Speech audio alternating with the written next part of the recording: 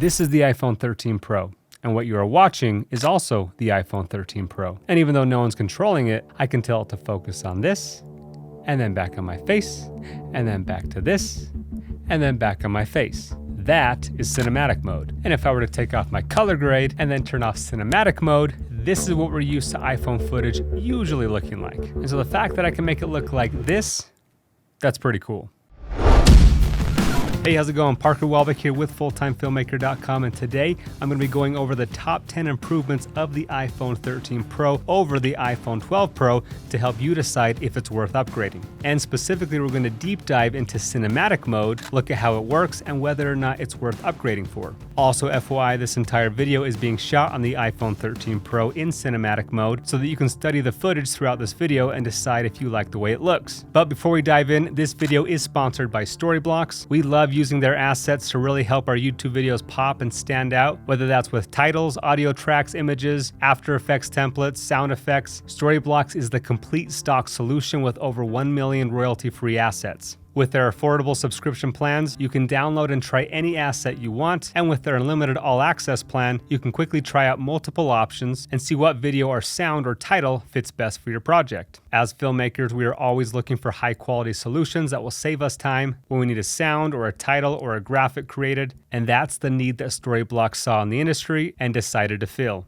We'll put a link to Storyblocks in the description below, or you can go to storyblocks.com/Parker. Now, before we look at what's new in the 13 Pro, let's first talk about what's still the same as the 12 Pro. The price for one still starts at $999, though the 13 Pro does give you a 1TB option. The dimensions are the same minus a bigger camera bump. The 13 Pro is about 5% heavier, but not noticeable enough to be considered a big change in my opinion. The display is the same 6.1-inch OLED, and it has the same resolution. Water resistance hasn't improved, but it's already great on both. As far as I know, the audio output and microphone quality hasn't changed, and the photo camera still produces 12 megapixel stills, and the video resolution and frame rates haven't changed either. So that's what hasn't changed. But let's now talk about the top 10 things that have been improved, starting with the least significant and working our way to the most significant. At number 10, the iPhone 13 Pro has a 20% smaller notch. Now, personally, I could care less about the notch. In fact, I wouldn't care if they made it even bigger, because that would mean the camera and lenses are larger, which I'm all for. But most people do think it's ugly, so the 20% more screen and less notch is a welcomed change. The next biggest improvement is the Bionic Chip going from the A14 to the A15. This basically means a boost in overall speed and efficiency so that everything will run slightly faster and take up less battery life. Improvement number 8 that has been made possible by the A15 chip, along with a larger physical battery, is that battery life has claimed to go up by an hour and a half. Now, the 12 Pro is already getting you through all day long unless you're doing something heavy, but the 13 Pro is on a whole new level of battery life. And you can check out Mr. Who's the Boss video to see a full battery test, but suffice it to say that battery life is amazing. And coming in at number 7 on my list is the addition of sensor shift stabilization. As opposed to digital stabilization on the 12 Pro, which means the software is doing the stabilizing, now on the 13 Pro, you have actual sensor shift hardware, the same that came out last year with the 12 Pro Max, but wasn't featured in the 12 Pro. And here's a look at a side-by-side of the same shot so you can see what the improved stabilization looks like. The 12 already had great stabilization, but with the 13 there is a notable difference, as that sensor shift stabilization technology smooths it out even more, making it one of the best stabilization systems on the market. So awesome upgrade in video and photo stabilization. Next improvement at number 6 is a larger camera sensor and larger lenses. This is always the first thing I look for during Apple's unveiling announcement, is whether or not the camera grew. Some people don't like how bulky they're getting or how far out they protrude, but I personally think bigger is better. I wouldn't even mind if they ended up making the entire back of the phone all cameras.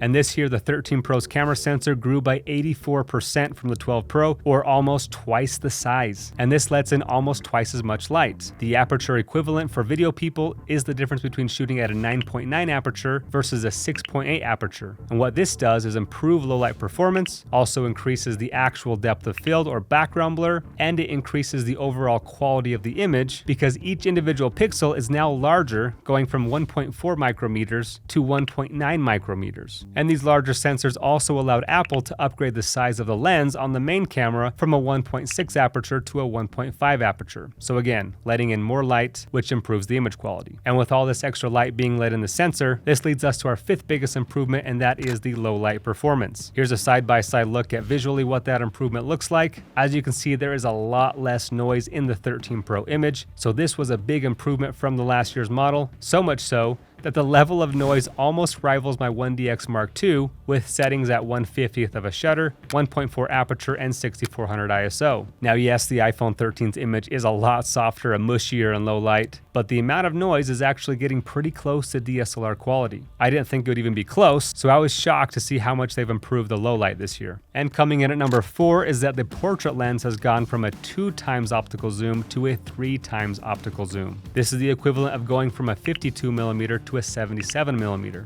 And for reference, the iPhone 12 Pro Max had a 2.5 zoom, which is equivalent to a 65mm. At number 3 on my list, I have the new macro feature for both video and photo. Now the ultra-wide lens didn't get a bigger sensor, but it did get a bigger lens, going from a 2.4 aperture to a 1.8 aperture, which equates to letting in about 84% more light. On the previous iPhones, I felt that the ultra-wide lens was unusable in most lighting scenarios, so this will be a much needed boost in low light performance. But the bigger news here is that anytime you get really close to an object, the camera automatically shifts from your main camera to your super wide camera and allows you to get super close up macro detail shots. So awesome new feature there. And moving on now to what I consider the second biggest improvement is the refresh rate doubling from 60 Hz to 120 Hz. This has been anticipated for a few years now, so it's awesome that they finally made it happen. To the average iPhone user, this may not even be something you notice. I know that my wife didn't notice until I geeked out about it and told her, but basically what this is the motion blur when scrolling between apps or anything that shows motion will appear twice as smooth thanks to Apple's new ProMotion 120Hz display. And let's just say after having used it, I didn't know what I was missing out on. I was perfectly content with the 60 Hz, but now having experienced 120, everything just looks and feels so much smoother and easier on the eyes. And now for my number 1 biggest improvement from the 12 Pro to the 13 Pro is the addition of cinematic mode, which we've been shooting in this entire time. I was actually very skeptical about how well this would work, so my expectations were pretty low. So it wasn't too hard for them to exceed my expectations, but they did indeed. Now the idea behind the cinematic mode is that the software identifies an object and artificially blurs everything else out. When tracking faces, I actually thought it did a pretty good job. The blurring effect does look a little fake and picks up parts of the back of your head or your hair and can give it a mirage type effect. But for the first edition of this video depth of field feature, I think it looks and works pretty well. And I can see a lot of home videoers really loving this feature, myself included, as I shoot my kids a lot, and it's going to be nice to have some shallow depth of field. Now with objects, it struggles more because it's not always sure what you want to focus on, so it tends to jump around and hunt a little bit more, looking for that dominant subject. But the coolest part about this is that because it's software enhanced blur, you can actually edit the video on your phone and choose what you want it to focus on and what you want blurred out after you've shot it. So if the phone guesses wrong and chooses the focus wrong while you're shooting, you can change the focus point in post and do as many rack focuses as you want, like I showed in the beginning of this video. When I captured that clip, it was only focusing on my face the whole time. Then afterwards, I chose to have the focus move back and forth between me and the phone. So you can choose what and when to focus on, and you can choose how much motion blur you want, or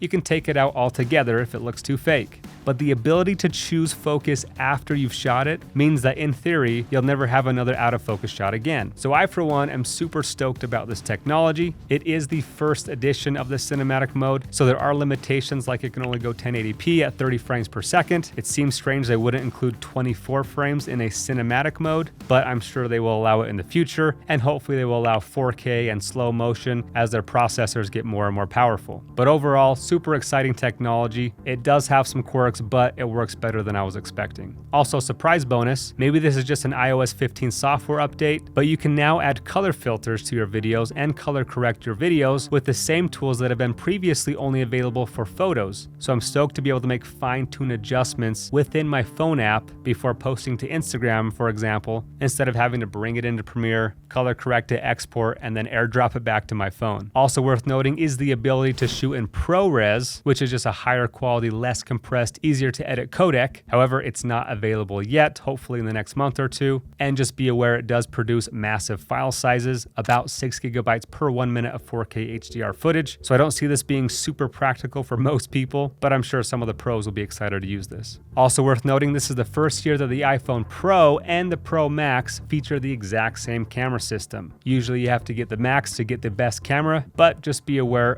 both the Pro and the Pro Max have the exact same camera system, so you no longer have to choose the bigger screen size if you don't want it just to get the camera. But now for my final thoughts.